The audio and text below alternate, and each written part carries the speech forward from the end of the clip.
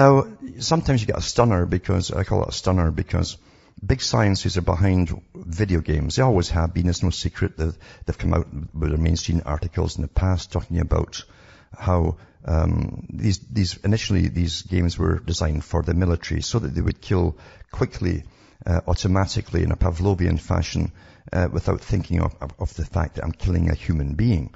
And so they gave them video games, and then they gave them to the children. And I've said years ago this was because they wanted to raise a generation of people whose minds have been altered by the video games, just like troops. And these will be the guys who'll be going round your doors, dragging you out the house when it's time to come and get you at home.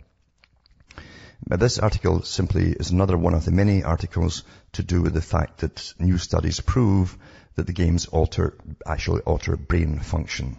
There's so many articles on this. It won't matter because most mums will go out and keep Johnny happy by giving in to his demands or his tantrums. And because everybody else has got one mum, and they'll get their little video game to make it worse. The brains of young men changed in brain areas associated with cognitive function after 1 week of violent video game play, the U.S. researchers say. Dr. Yang Wang of the Indiana University School of Medicine and colleagues showed a direct relationship between playing violent video games over an extended period of time and a subsequent change in brain regions associated with cognitive function and emotional control.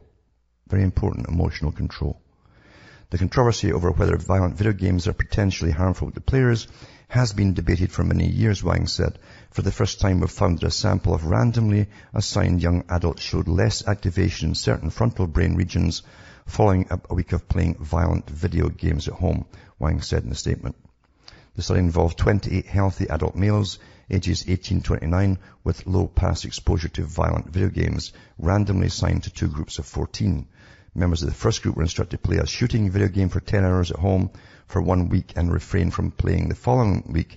The second group did not play a video game at all during the 2-week period, Wang said. So they had a control study group. Each of the 28 men underwent functional magnetic resonance imaging analysis at the beginning of the study. That tells you what part of your brain lights up. It's actually working at the time. With follow-ups after 1 and 2 weeks.